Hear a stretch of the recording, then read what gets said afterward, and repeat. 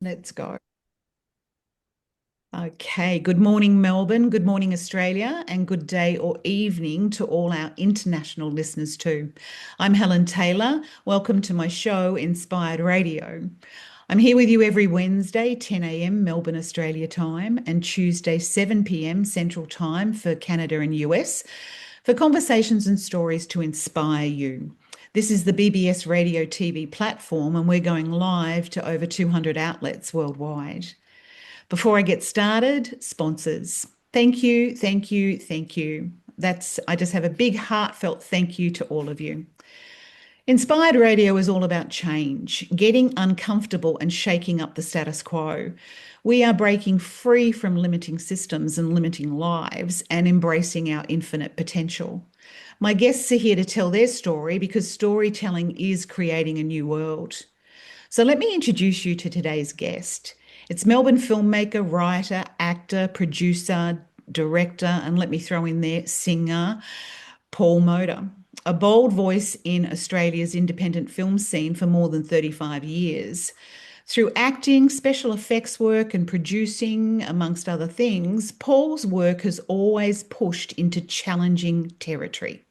This includes his project, the Wasp Files podcast, which is exploring the Port Arthur massacre and the unanswered questions surrounding what happened there. Paul continues that fearless approach to storytelling and investigation. And we haven't even mentioned his books yet. So let's get started. Welcome, Paul. Thank you. Welcome. Wow. I loved throwing singer in the midst of everything else that you are. Filmmaker, writer, actor, producer, director, and singer. How did singer get thrown in amongst all of that? Like most of my explorations into the artistic field, just came about through very normal and pedestrian means. I've spent many years being a bouncer, and I used to stand on the door singing at the top of my lungs out into the street. And I found my blues voice. I've Hmm. got a voice like gravel and glue, very calm Oh, way. yeah. So I've written an entire blues album, Hmm. which I'm recording at the moment. I can't play a musical instrument, but I can sing and songwrite like a demon. So yet Yep. another little string to the bow. I just love singing. So yeah, down and Fabulous. dirty blues. Fabulous. Let me say something, right? We spoke before we got started here. We spoke a few days ago just to connect. And I wrote this about you. I've spoken with him briefly, and this is what I discovered. He's a deep thinker and he has a kind and generous heart. He's so easy to talk with, and there's an openness immediately, which is endearing. But you can also feel this formidable punch, this power in the background. And that's what I'd like to know about. What is that? It's like, when I look at your movies that you've been in, when I look at the books that you've written, it's like it's all about thrillers and horror and darkness and that kind of, side of life. So what is this formidable kind of punch in the background of you that I'm feeling? What drives most people? Pain, loss, betrayal, Ah, need, hope. It's not that. okay. All of my art, whether it's writing, filmmaking, Yep. even performance, follows the creed forma veritas atrocitus, beauty, truth, horror. The notion that we all have to go through a journey of darkness and horror to find the truth about life and about ourselves, and then we can find redemption, salvation, and appreciate beauty. I think Wow. journey. So I have a very healthy relationship with my dark side, but there is always redemption, light, laughter, and love, however hard fought and won. Beauty, truth, and what? Horror. Forma veritas atrocitus, the Latin Hear that form, before. which I espoused in a series of very dark cabaret shows I did called Atrocity, where I had like an ageless seer, an MC who took people through this journey. Yep. And yeah, they were very dark cabaret shows that I did when I owned a cabaret club. And we had about five audience members fainting in the audience and people Wow. building. They were very deep psychological pieces of work, but Yep. very poignant and very lyrical and poetic in many ways.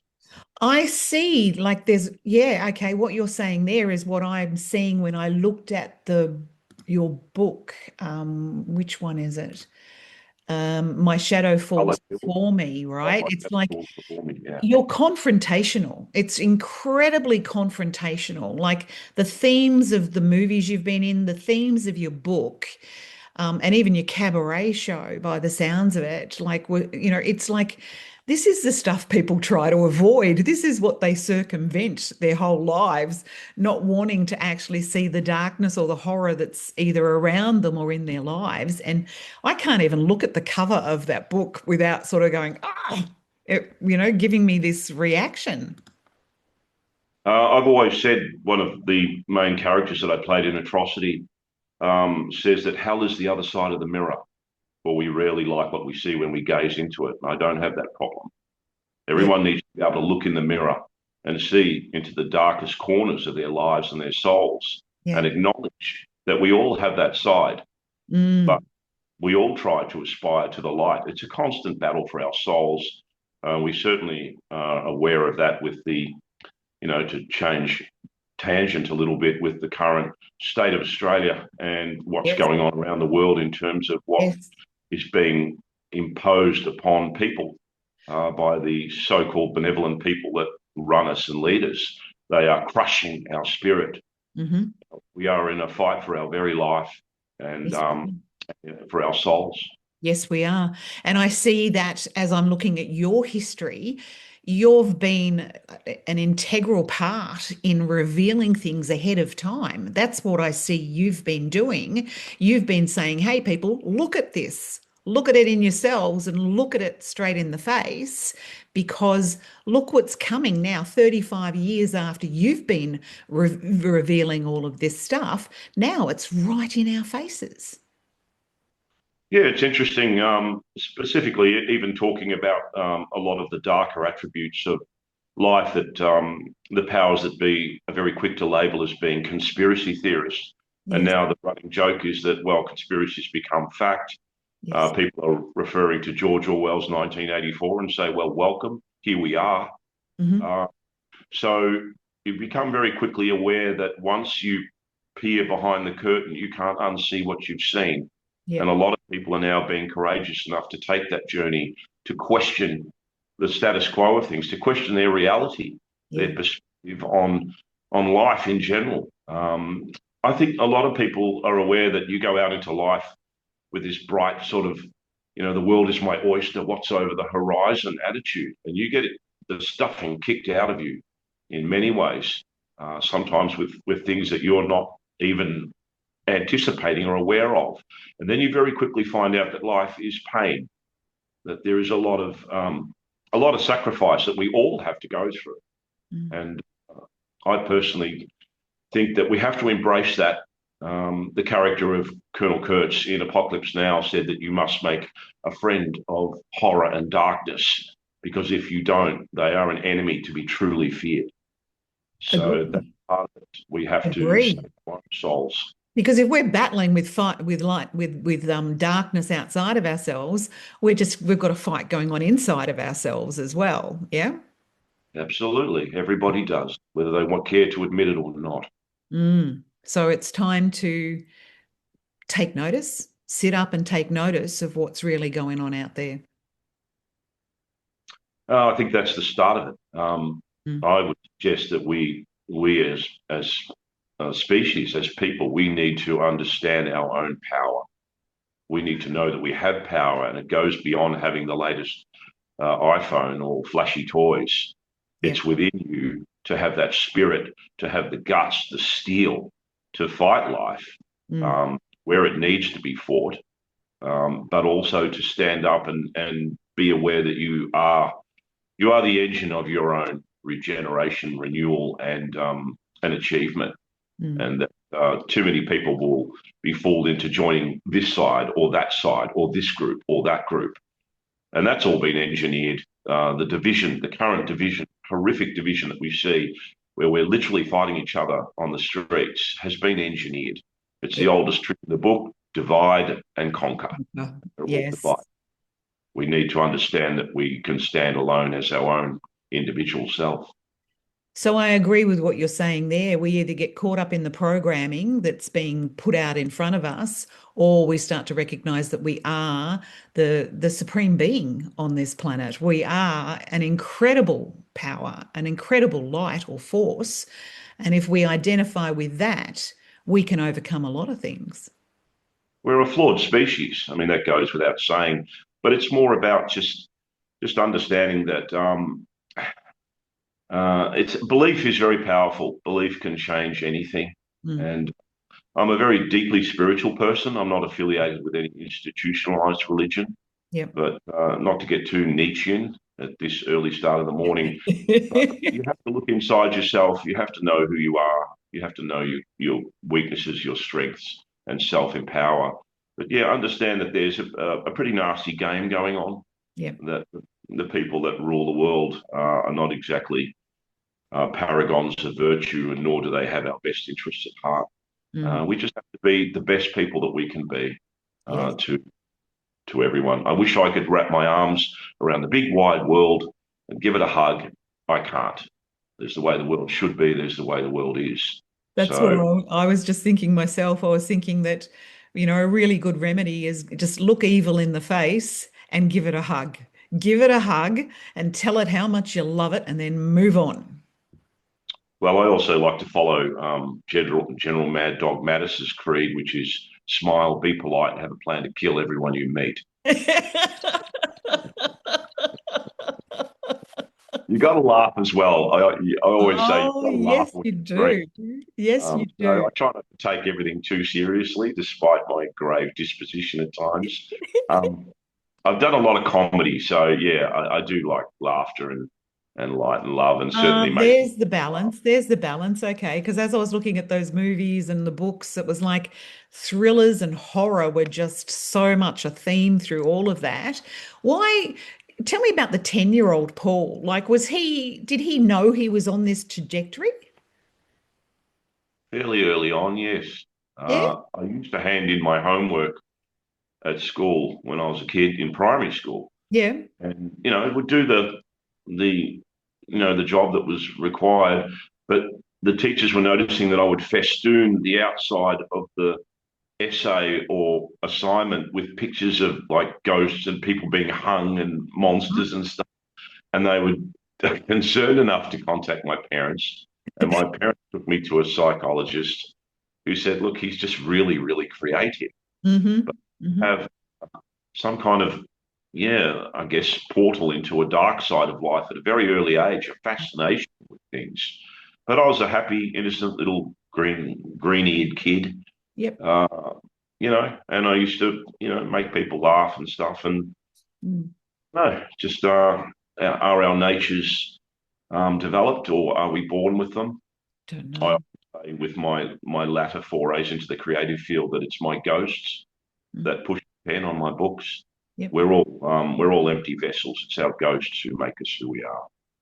I'm really happy that your parents found a really kind of open-minded psychologist too, who saw it for what it was, right? Because he could have labeled you with a lot of different things, but you are a creative force, and you've been channeling that energy your whole life.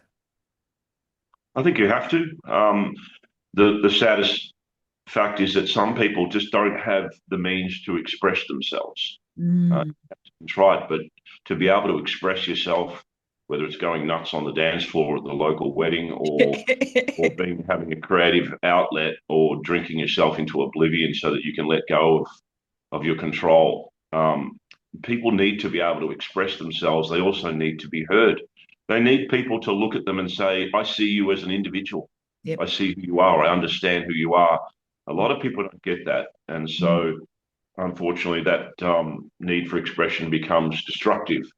And when it's taken to an extreme, you'll have people fly planes into major skyscrapers to say, look at me, here I am. Yeah, that's a good point. That's a good point. Because it's also part of why I started a radio show. Initially, it was about just giving men and women a voice, especially for the last 6 years here in Australia of what everyone's been through. I wanted people to be able to talk about and know that their story, no matter how simple they thought it was actually really valuable and important for other people to hear. And it's turned into more than that since then. But here in Australia, we went through a hell of a lot of stuff. And what you've been looking at with Port Arthur is just a part of the cog that was steering towards this, wasn't it? Yeah, it's just so everyone knows, I fell into the Wasp Files. My original intention was to make a film about the Port Arthur massacre, which hadn't been touched in decades. Yep. So I didn't intend to create a podcast called the Wasp Files. I started to research, the tragedy, which at the time I thought was what everyone else knew, that Martin Bryant had got high-powered semi-automatic rifles and gone down to Port Arthur and shot the place up. Yeah. But I started to research, as any good writer does, and then discovered very quickly that the story just had a lot of inconclusive aspects to it, unanswered questions, things that didn't add up, Yeah. which made it virtually impossible for me to write the script. So I started searching for answers. And Mhm. then I very quickly found out, after talking to people, direct survivors from Port Arthur, police, first responders, that people have a story to tell and that they didn't have the chance to tell that story because there was no open trial, no coronial inquest, no royal commission. And all Right. these people, sometimes with alternate narratives about Port Arthur, were never given their say in court or in the media as well, in the mainstream media. Some of these are very good friends of mine, Hmm. one of whom took a bullet in the throat on the day and Okay. survived. A remarkable man. And his testimony and statement was that the person who shot him was not Martin Bryant. Right. And I asked him, "Are you sure?" He said, 100%. Now, this person is a remarkably observant man. We've become good friends, but he's never had his say. And I despise tokenism. One of the main thrusts of the Wasp Files with Port Arthur is, as you say, give people their say, let them tell their story. Yes. Um, What's and a lot tokenism? of Go on, sorry. What's tokenism? Tokenism is just that sort of notion where it's almost like a platitude to be able to give deference to people that have lost. Uh, and there seems to be, in some cases, it's sincere, but in others, it just seems to be a bit of a whitewash. Okay. I do see that a lot with the way the government treats people who have gone through trauma. That was certainly the case with Port Arthur. I Yeah. don't, of course, besmirch having, a Memorial Day to every 28th of April to commemorate the tragedy of Port Arthur massacre. But it was interesting to me that they put out a little edict, the planning committee, saying that they had contacted everyone who was associated on the day and who were there, and invited them to attend the memorial. That was the 30-year memorial. This 28th of April just passed. Yeah. But my friends didn't get that invitation. Huh. And they were there on the day too. They lost people. Their loss was profound. They were not invited to attend. And that to me is a form of tokenism where we'll just make all the right appearances to do the right thing by the people who Gotcha. lost, but they didn't. So what did you uncover? So you went to do, to start writing about the event. What did you uncover? In essence, without going to a huge amount of detail, Yep. that there were glaring discrepancies with the official narrative. Right. There was certainly a lot of legal improprieties in relation to the way that the prosecution was run, the inclusion of evidence that would have been considered to be exculpatory evidence, which is contrary to a previous determination. Basically, evidence that comes forward that says, hang on, this is not the way it went down. We've got an alternate witness testimony over here. So I found that a lot of things didn't add up, and there also seemed to be a lot of indications that there were other parties involved, third parties.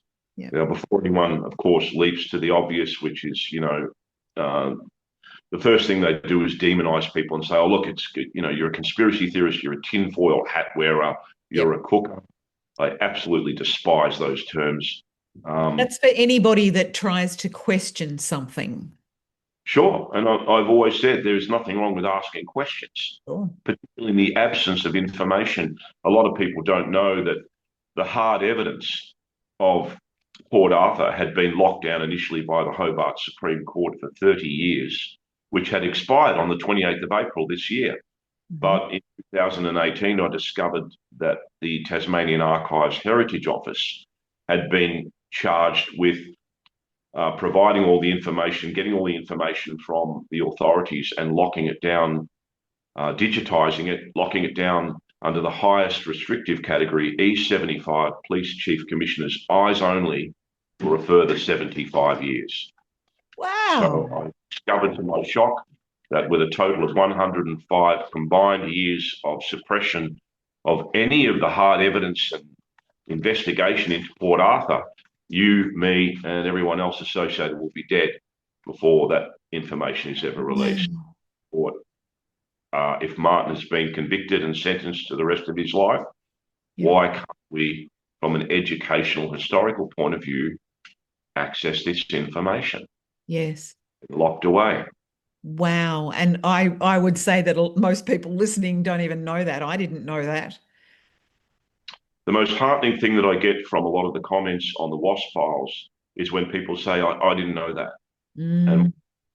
my thoughts are, why didn't they know? Why didn't they We know? have the mainstream media who should, Absolutely. and government who should provide these answers. Yep. People often forget, it's contrite to say, they work for us, not the other way around. But Yes. you know that's not the case. It's a Oh. need to know basis, and we don't need to know. So what was going on, right? So this whole thing was set up in some way, shape, or form, and operated very differently to what all of us here in the country were told. What was revealed to us, something else was going on. Have you discovered what else was going on? Why did this happen? Look, they're very complex questions. I firstly, certainly want to provide a caveat that I don't determine 100% that this didn't go down, that Martin Bryant wasn't involved. Yep. Martin Bryant certainly was involved. He was arrested at Seascape Cottage, Mm. which was the bed and breakfast where the siege had taken place after the initial shooting had taken place at the Port Arthur historic site. Mm. So it's more about me trying to dig for the answers. And what I came up with was that there is certainly, in my opinion, a dirge of circumstantial evidence, some of it quite compelling, that there were other parties involved and that these possibly were either rogue tactical police, um, aspects of our intelligence agencies, and perhaps foreign influence as well. And I know it's cloak and dagger and mysterious, but Yeah. anyone who wants to do their research into Port Arthur will very quickly discover that there are a lot of indications of this that just seem to suggest that something much larger was going on and that Mm. Martin was classic Mm. patsy who was set up to take the fall. Mm. So discount whatsoever that he may not have been capable and or culpable of the Port Arthur massacre, Yeah. but it seems to be a deliberate attempt to cover things up. All of this is covered in the Wasp Files. We Yes. can talk about any aspect, but with time of the Yes. essence. Um, Absolutely. And I will put a link here for everybody as well to your website, but also to the Wasp Files are all on YouTube, aren't they? yes, there's many episodes, and I delve individually into all the varying aspects of the case and provide backup evidence, witness statements, photographs, videos, so on, Yeah. to support that case. You don't have to believe what I say.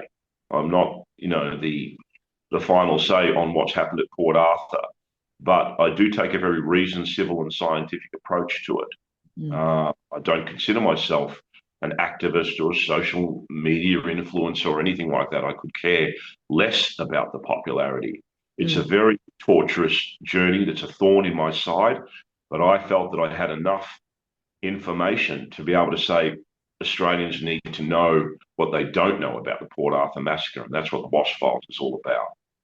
And I think that you're playing a piece in a bigger puzzle because a lot of people are being the researcher and the investigator these days and asking people to rethink what they think they know. I think that's vital, particularly if you look at any major event in Australian history Yep. that has become a signpost or a marker, as I like to call it, Yes. for the Yes. direction of our country. And I think most people are looking around going, what happened to the lucky country? Yes. What happened with all these things that suddenly our government is stripping away our rights piecemeal? We're Hmm. supposedly democracy with freedom of speech, freedom of movement. You know, in Victoria, where I live, we had the longest lockdown in world history over COVID. And Yes. I'll never forget the draconian, brutal policing of that pandemic where masks were being forced onto people. Riot police were just, you know, marching through the Victoria market. Helicopters were circling public parks to keep an eye on people, distancing. It was It, horrendous. And it was Australia has gone awful. down Yeah. a very It dangerous was road. it was horrifying. I still, when I hear a helicopter now, because I'm in Victoria as well with you, I still react. I can feel this nervousness rise whenever I hear a helicopter because of the lockdowns and the constant helicopters going overhead all the time. And it made me have greater respect for people in war zones and things like that because we only got a little taste of it. It was, in my opinion, it was a total overreaction. Yes, Uh, we certainly know in hindsight, and a lot of the sort of naysayers at the time who were quite vitriolic on people like myself who didn't want to wear a mask, and I certainly haven't been vaccinated. You know, I lost almost friendships over it. And yes, now the information is coming out. Anthony Fauci's under very serious investigation. There are calls for him to be um, imprisoned good. for his connection with the vaccines and the scientific, shall we say, re-engineering of the SARS virus Yep. that supposedly escaped from a lab.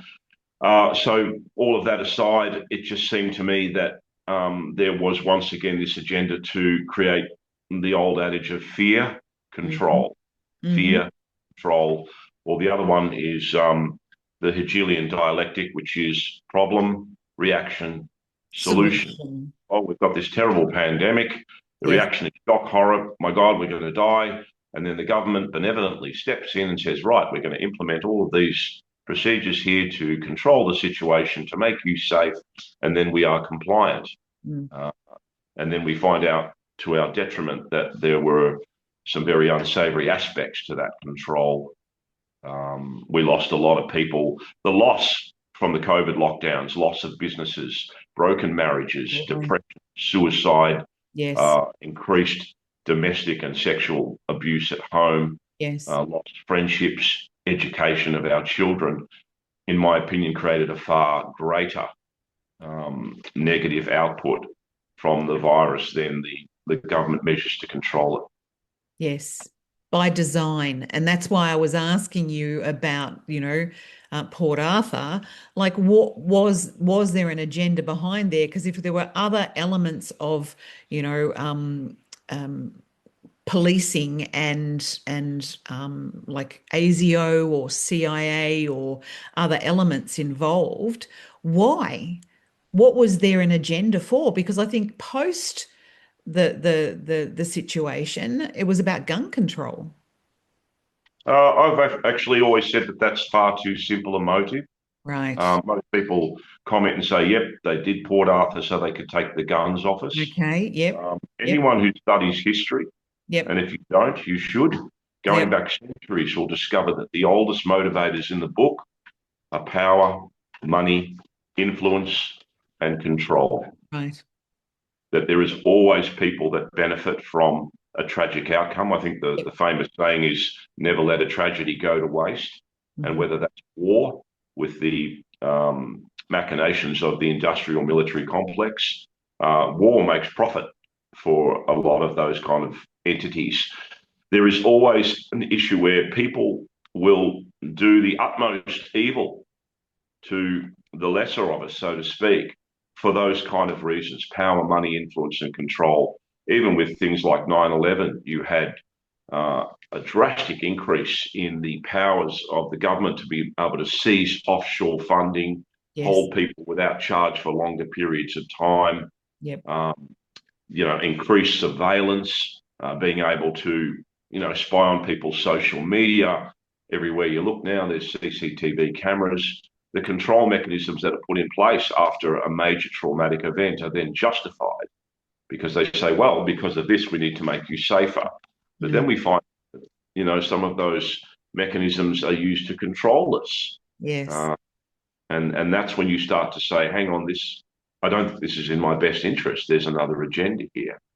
You don't have to think that Port Arthur was necessarily a conspiracy. That's up to you. I will say, do your research. Yes. Look, look into look into any event, and then look at the people who benefit from that, and look at the fundamental change Yep. to the society you're in. Look at Australia now. Yep. Are our governments paragons of virtue? Are they transparent? Do they adhere to freedom of information requests? Do they provide information? The Bondi attacks, which Yep. were the second major gun crime that occurred in Australia since Port Arthur. We just had the Royal Commission, and astoundingly, the report was that that ASIO and the police and the government had nothing to answer for, that they followed the correct procedures. And Yeah. that is just an outrageous, ridiculous statement, considering that one of the shooters and alleged shooters, Naveed, was on an ASIO watch list for years, since 2019, and his father was permitted to own a firearms license. Now, I'm a firearm owner.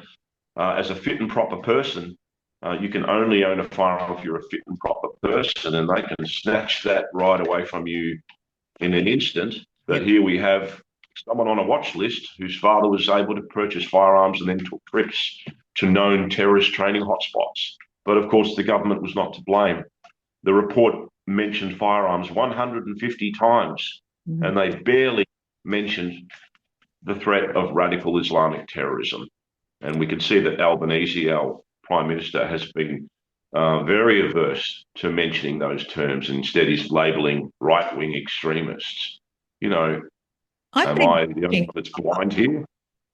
I've just been watching our politicians for years now behaving like my teenage sons used to behave. The biggest catch cry for everything now is it wasn't me. It wasn't me.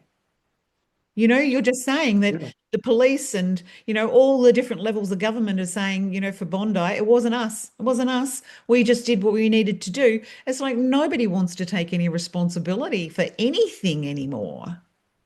I'll go you one further. I think we rail against our politicians, say, oh, he's an idiot, he's a fool. They're very smart. Yeah. They're puppets. Yes. It's not what they try to abrogate responsibility. They're told what to do.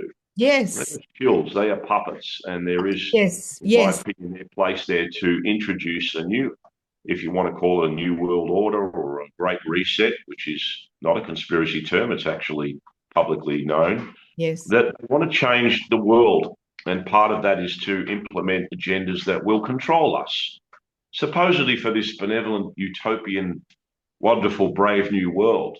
But Mm. unfortunately, the side aspect of that is to undermine and destroy a lot of the things that make us individuals: sovereignty, national pride, individual worth of our nations, and also our freedoms, our ability to. Free speech is free speech. Mm. Uh, Put all these little clauses and restrictions on it. You do that, you don't have free speech.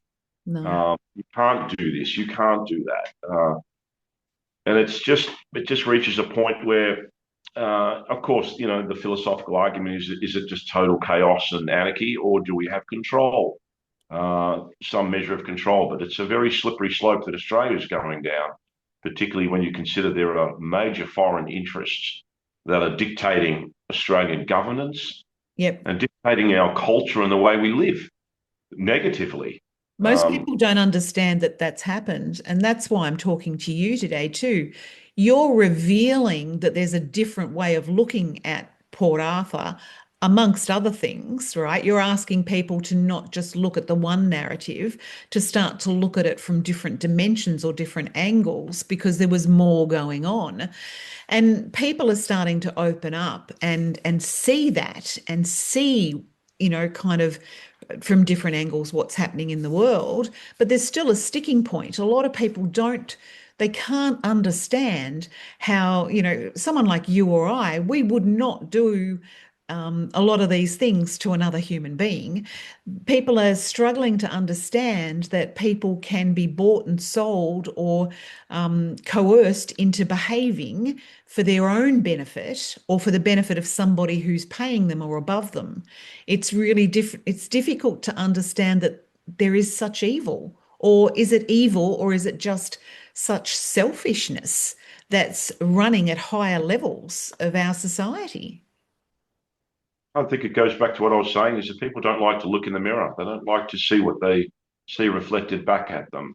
Yeah. It's too easy to say, oh, no, no, no, I've got my little construct world and I don't want to know what's outside of that. And that's fine. I don't have a problem with people that just want to live their life, do what they need to do, work, try and, build a home, raise a family. Yeah. All of those are vital aspects. It's just that they sometimes do that at the behest of looking at the agendas that are placed upon them that are starting to put those pressures on. I can't believe the amount of pressure ordinary, everyday families are facing now. Yes. They build a very careful construct and say, right, I've got Enormous. going on, and then the rules keep changing, the goalposts are moving, and Yeah. people are uh, they're just being robbed of certainty. The Well, one when, thing they when you've took got away. people stressed and doing a million things and juggling all these balls in the air, they can't think critically. I think we're all just trying to play catch up, just to be able Yes. to pay bills and know that our kids will go to school and there'll be a future for them. Mm. Um, it's just the one thing they robbed us from with the whole COVID lockdown was surety and certainty. Yes. Certainty that you will have a job, that Mm. your kids will be able to go to school, that you'll be able to pay your mortgage. And I was being frontline security during that lockdown, and I saw what happened to people psychologically. They lost their shit over toilet paper. Yeah. I saw people fighting in the supermarkets, and I thought this is a very interesting experiment to Yes. see what you can do when you take away that veneer of control that people think they have over their own lives. And people just went nuts. They went a bit crazy. And in my opinion, it was an experiment we all failed. Mm. Uh, it's A majority did. Yes, they did. But, let me ask you this. In, terror, thrillers, horror has been a theme of all sorts of things that you've been doing for decades now. Have you met evil? Have you met and looked in the face of evil people? I have, yes. What does it look like? I wouldn't say that it's not like meeting Dr. Evil. Yeah. Sometimes the people that you have to watch are the ones that smile all the time. Okay. Uh, I do have an ability. I look into people's eyes. If I put my lasers on them, I can usually divine the nature of their soul. Uh-huh. Uh, Eyes tell you a lot.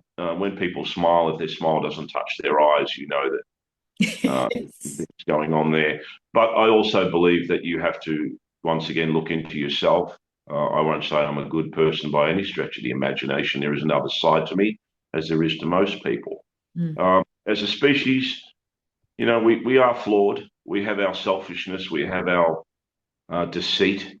Um, I think the only thing I can do is be accept that, acknowledge that within myself, try to be a better person, and know that when the devil's whispering in your ear, and inevitably you always somehow seems to sound like Jack Nicholson, like yeah, and steal that extra cookie, and no one's gonna know.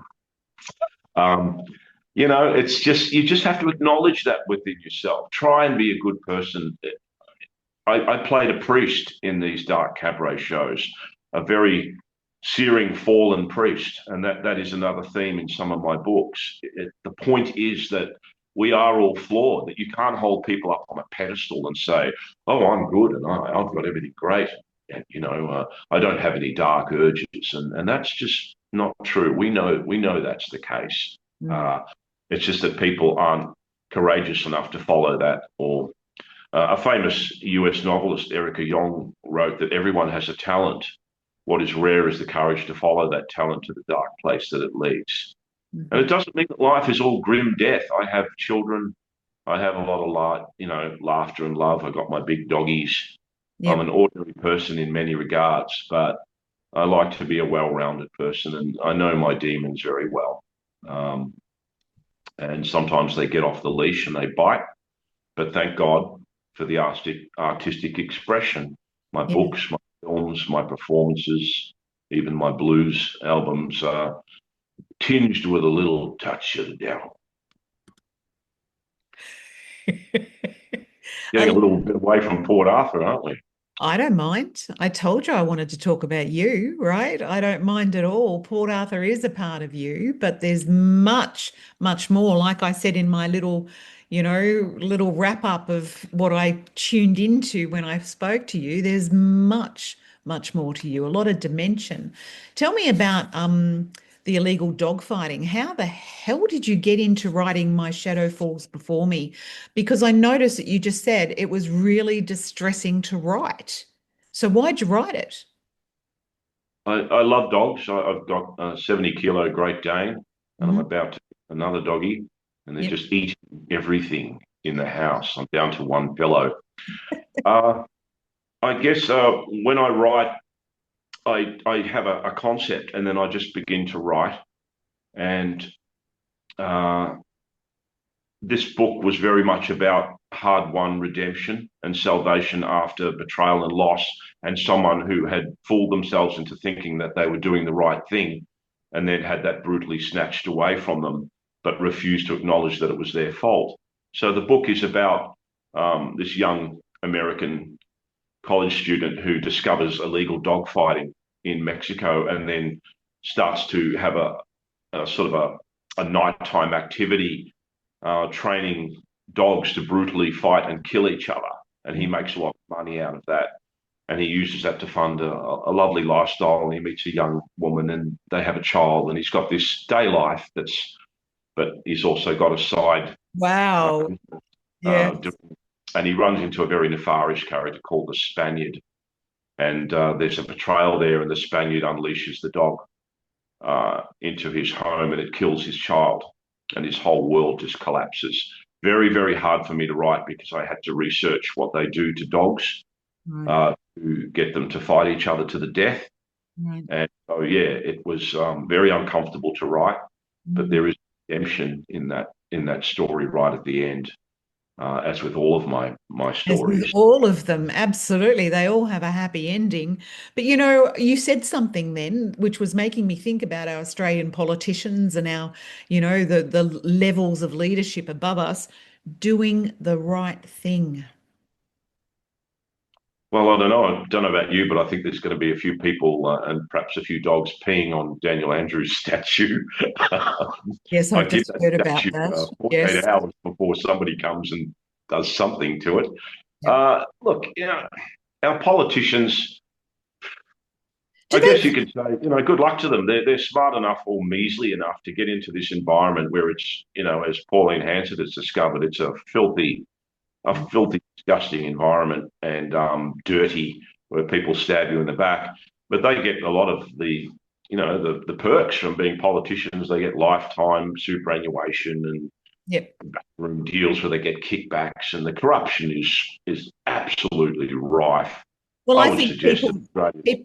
people need to know that politicians get given water rights. They get given water rights as an entry into whatever, platform or position they're taking up.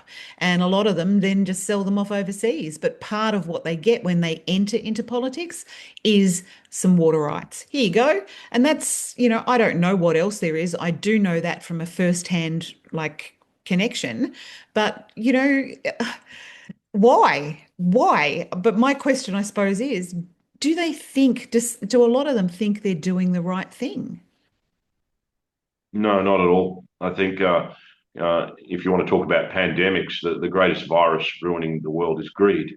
Yeah. They're greedy. I Yes. mean, I tend to think politicians are the type of people that were those little scroungy little kids at school that were sort of nasty and probably got picked on a fair bit. Look, I guess I'm being emotive about it. There are good politicians. There are politicians that enter the field and they want to try and change things for the better.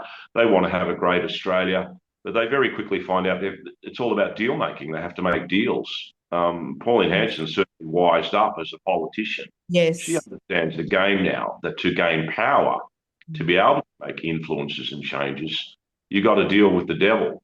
Yep. Um, our Yeah. politicians are a necessary evil. They run us because we allow ourselves to be run sometimes to our detriment. But they I personally think they're liars, thieves, and they get away with the sort of stuff that would put you and me in jail, Well, and I they must think I always think be held I to think account. during the lockdowns and even prior to that, but the lockdowns put the spotlight on it, that a lot of people realized. I mean, how many times do we have to see that they behave badly? How many times do we have to see that they cheat and they lie and they avoid a lot of things as well? We see it again and again and again, but people just put up with it. I know we have to stop that. It's abhorrent to me that you've got organisations like Bitgrid now forcing entry onto farmers' lands and then saying, "Oh well, we're going to put a power pile on here and a windmill." And the lie of the so-called clean and green renewables push is being exposed. I was very Yes. surprised to see Channel 7 come out with a spotlight report on China's influence over all of our mining and construction of wind turbines and battery farms using cobalt that's mined immorally in places like Coalisi in Africa, where people are getting killed and children are getting buried under collapsing mines, and it's supposedly clean and green, but they are destroying the environment. Mm. Even Bob Brown got up there during that program and said they're about to start chewing into um, arboreal Tasmanian forestry once again with a Chinese-owned mine. Look, our politicians have sold us out to foreign interests, Yep. and anyone who thinks that we don't have influences and ownership by countries such as China are deluding Yeah. themselves. Yeah.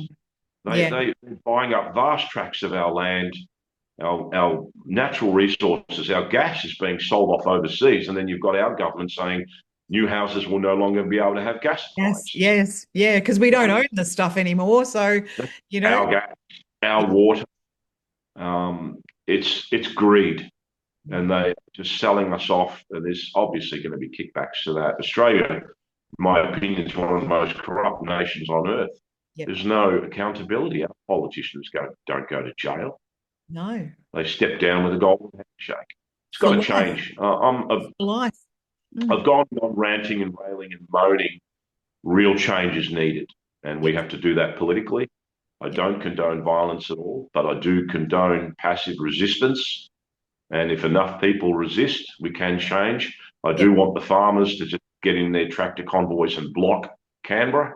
Mhm. We need to send very clear messages that it's time to take our country back. And I Mm. mean that equivocally.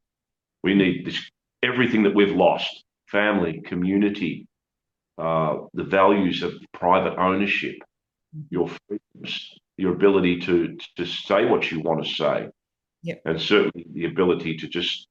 I want our politicians to go to jail if they do the wrong thing. They are corrupt thieves, and Yep. thieves go to jail. Yep. Are we going to do it? Viva la revolution. Are we going to do it? Well, I'm going to do my bit, and I certainly I can see a lot of people are starting to wake up, but nowhere near fast enough. Australia No. is the spear point of this new world order experiment, where they're starting to implement the notion of 15-minute cities, Yes. where everything you need is within 15 minutes.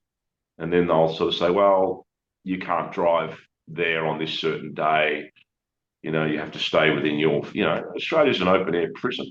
Um, Certainly with Well, Port Arthur, I discovered to my distress that in looking into the legal improprieties of that tragedy and the treatment of not only Martin Bryan in prison, I have credible reports from ex-guards that the confession that he provided, which was the only thing that saw him jailed for consecutive life terms, was tortured out of him deliberately under a protracted and sustained campaign of torture. And I don't mean mistreatment, I mean torture. And I mm, have evidence of this from multiple guards and inmates. And I implemented formal civil inquiries to look into the abuse of human rights that we take for granted are protected under the United Nations. We don't have it. no. No less than six different government departments, the Attorney General, the Australian Human Rights Commission, Amnesty International, the Risdon Prison Primary Health Services Unit, and I was snowballed and stonewalled on every occasion. We have no rights. If you slip between the cracks in this country, you're in big trouble and Right. you have no recourse. So we're not a party. We're supposedly a party to United Nations conventions, but it doesn't work that way in real life. And we saw that through the lockdowns and things that we had no human rights. There were none. There were none there at all. Yeah, I remember, the world was shocked that our police were arresting and handcuffing pregnant women in front of their families because of Facebook posts they put. Obviously, we can see what's going on in the UK and Europe where, people are being jailed for Facebook posts. Mm, And some of them seem quite benign, in my opinion. mm. Um, it, this has to be fought tooth and nail. And I make no apologies. I'm very careful about what I say. Yep. I always say it's not what you say, it's how you say it. Yes. So I'm always civil and respectful when I contact politicians. I'm waiting to hear back from the Deputy Premier, Guy Barnett, who's been obstructing and delaying my requests into the cessation of the coronial inquest that occurred into Port Arthur. Hmm. And they just sort of fob you off and you just go, you have to respond very civilly and very formally. Yep. One thing a lot of people I caution is if you constantly bombard some politician in some hysterical, emotive fashion, they can have you declared a fixated person. And if you're a fixated Absolutely. person, guess what? Absolutely. You can be Yes. involuntarily incarcerated in a mental institution. Well, that's why we've got all these little recordings whenever you ring any corporation or government body saying that, watch your behavior because abusive or angry or whatever. When you keep hearing those statements all the time, that's trying to trigger you to actually react in a certain way so that as soon as you behave badly, it's an excuse for somebody not to have anything to do with you. Yeah, control mechanisms. And once again, it's to make you think, oh, I've got to be careful what I say, otherwise, because they're recording. Yes. You know Yes. what Yes. I mean? Freedom. Yeah, it's a dream. It's a distant dream in some ways. I mean, I do think it's a beautiful country. We do have a lot of things that a lot of other places of the world don't have. Mm, We certainly have a lavish lifestyle. We're bombarded with technology, culture, entertainment ad infinitum, and mm. we do take a lot of that for granted. But it does seem to come at a cost sometimes. Even from a spiritual, personal point of view, we replace what we should with shiny toys and the latest iPhones and Yes. selfies, as opposed to just, connecting with people where you would go down to an environment like the pub to see a live band or the big family community events you'd have where there were kids running everywhere. I want that back again. Me too. It's not a regressive thing. It's a vital thing. Community, family. Do you know who your neighbour is? Mhm. Do you help people? Do Yep. you do you say, come on, let's all get together and do you have friends other than the 1,000 friends you have on Facebook? And Yes. when do you see them? It's time to take a bit of a step back.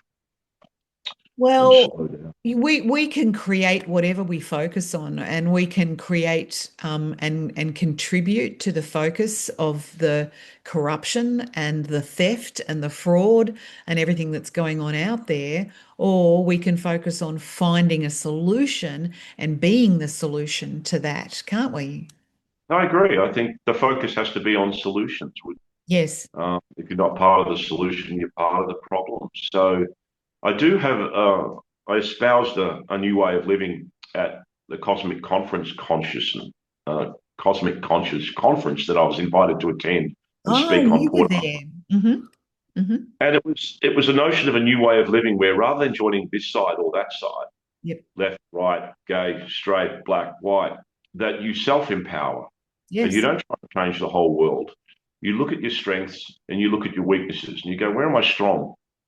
Now, where am I weak? And then you work on your weaknesses as a solution to self-empower, to make yourself more knowledgeable, more in control of that weakness. And Mhm. you never stop, you never reach a plateau. You just constantly try to self-empower and you share that with yourself and your immediate circle of loved ones, your family, your closest friends. You create a cell of self-empowered individuals, no matter what system you live under, whether you're in a dictatorship or a supposed democracy. You don't join a group, you self empower. And if enough people did that, we think we do that. Oh, I'm going to make myself better. I'm going to make more money. I'm going to do this. Then a cell is something a little harder for governments to mess with. Right. And it doesn't just mean making more money and knowing how money works. It's how to make yourself healthier, how to spur, the machinations of big pharma and look at holistic ways of making yourself healthy. Yep. It's how to be spiritual, to understand a connection with the land and be able to enjoy that, to bring that into your life. If you spend all your life sitting in front of a computer, when was the last time you went out in the bush and went on a camp? Yeah. Just all of those things need to be brought back into your life. And you've got to self empower on all levels, spiritual, financial, even defense wise. Everyone should know how to defend themselves. We've got carjackings and home invasions, and people are just being told just be a victim. No, you need to know how to fight. Sun Tzu, The Art of War, says that when the world is at peace, a gentleman keeps his sword by his side. Mhm. We need to be able to be strong, to have steel, but be benevolent warriors, and we need to self-empower and And that forget doesn't that joining this doesn't group. mean having a gun or a sword. That means also being a very good strategist. Well, the most dangerous weapon on the planet is the human mind, Mhm. and if that's deployed to any considerable extent, it can change the world. Osama bin Laden knew that. Um, Yeah. And so it's just, we've got to be powerful. We've got to have steel. We've got to have strength, spirit, and courage, and try and look to the light. But just help those immediate around us to be our children, our family, our friends to go out into this big bleak old world sometimes and be able to spit it in the eye and say, "I'm here." Uh, that's what I we need love to do. I love It's that. hard. It's bloody hard, and I practice. I've got to practice more of what I preach, but uh, I do the best I can. Well, we've got 10 seconds to go, so that wraps it up actually really well. I love spit it in the eye, right? Absolutely, that's what life is. Life is a fight, and it's a battle, and just go out there as a peaceful warrior and fight. Fight Ab- for everything that you believe in, no matter what your beliefs are. That's your damn right. Excellent. That's a great way to finish it off. Thank you, Paul. Thank you so much for your time, and thank you for your insight into the little areas of your life. I think you're doing a wonderful thing to bring, just bring the underbelly of this world out into the open and into the light so that we can all change. Hope so. Yeah. Thank you so much, Paul. Thank you, everyone, for listening. Pleasure. Bye.